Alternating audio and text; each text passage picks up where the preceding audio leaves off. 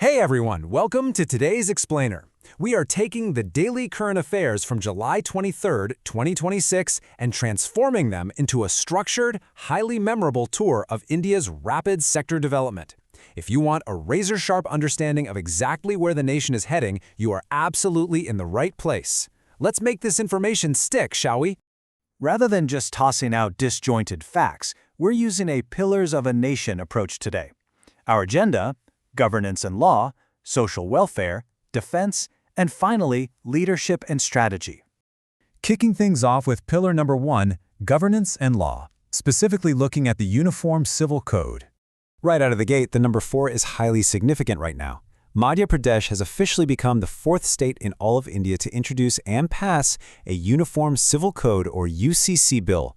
Following directly in the footsteps of Uttarakhand, Gujarat, and Assam, Madhya Pradesh is now firmly at the forefront of this major legal wave. And what's truly staggering here is the sheer speed of the legislative process. The bill was introduced on July 20th, 2026, and passed the very next day, boom, just like that. Alongside that rapid passage, it establishes some pretty strict new legal timelines, like a mandatory 1-month window for couples to officially register or live in relationships. So looking objectively at the bill's actual mandates, it officially bans polygamy and requires a formal legal process for divorce. It also guarantees equal property and inheritance rights for both men and women, which is huge, and makes marriage registration compulsory all the way down to the village level. Crucially, and you'll want to remember this, it completely exempts scheduled tribe or ST communities from the bill's provisions. Well, that comprehensively covers our domestic legal shifts for the day. But this brilliantly illustrates a much larger question that policymakers constantly face. While these sweeping domestic laws evolve, how exactly is India managing and protecting its most vulnerable populations on a day-to-day basis? Which brings us to Pillar 2, social welfare, focusing on protecting India's children. Recently presented in the Rajya Sabha, we have the Mission Vatsalya portal. Basically, it's a centrally sponsored scheme specifically designed to support vulnerable youth. It neatly divides them into 2 distinct administrative categories: CNCP, meaning children in need of care and protection, and CCL, or children in conflict with law. This setup builds an incredible digital safety net. A really key piece of this is GAR. That stands for Go Home and Reunite.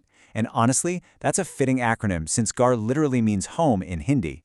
This portal integrates TrackChild, Koyapaya, and GAR and securely links them directly to the Ministry of Home Affairs CCTN's crime database. It's interministerial data sharing at its absolute best. Okay, transitioning from those internal social safety nets to external physical security, we have to shift our gaze outward. We must ask, as India protects its youth internally, how is it securing its massive maritime borders in 2026? Moving right into our third pillar, defense, taking a look at strengthening naval defense.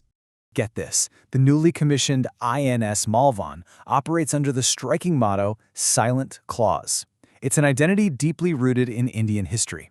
The ship's official crest proudly features the Bagh Naha, the legendary tiger's claw, which is such a powerful symbol of stealth and precision. And that precision? It totally carries over into its manufacturing. Built by Cochin Shipyard Limited down in Kochi, the real triumph of this vessel is that it boasts over 80% indigenous content. Let that sink in. It is a tangible, massive win for the Atmanirbhar Bharat, or Self-Reliant India initiative. To get specific on the tech specs here, the INS Malvan is the second indigenously built Mahe-class anti-submarine warfare shallow water craft. Named after a historic coastal town in Maharashtra, this thing handles underwater surveillance, anti-submarine warfare, mine warfare, and low-intensity maritime operations.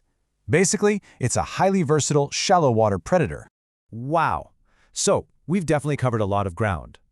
With our naval borders actively secured by new vessels, and our domestic laws rapidly evolving in state assemblies, we have to look at the top. Who is actually steering India's broader strategic policy and economic planning forward? That leads us perfectly into our final pillar, leadership and strategy, specifically the new Niti Aayog leadership. The Appointments Committee of the Cabinet, officially notified by the Department of Personnel and Training, just made a major decision. They've appointed Anurag Jain as the brand new Chief Executive Officer of Niti Aayog. Jain brings some serious, vast experience to the table, being a highly senior 1989 batch IAS officer from the Madhya Pradesh cadre. Now, to keep your 2026 appointments crystal clear, you really must delineate the roles within Niti Aayog. On one side, you've got Anurag Jain stepping in as the new CEO. On the other side, Ashok Kumar Lahiri was appointed as the vice chairperson earlier this year, succeeding Suman K. Berry. Make sure you keep that leadership structure firmly in your mind. To wrap up today's explainer, I want to step back and leave you with a final thought. Today, we've analyzed shifting legal landscapes, integrated digital safety nets for children, an indigenous warship prowling the shallow waters, and some fresh strategic leadership. As you study these facts, ask yourself, how do these parallel developments collectively shape the long-term trajectory of India? Keep that big picture in mind. Thanks so much for joining me on this explainer, and keep learning.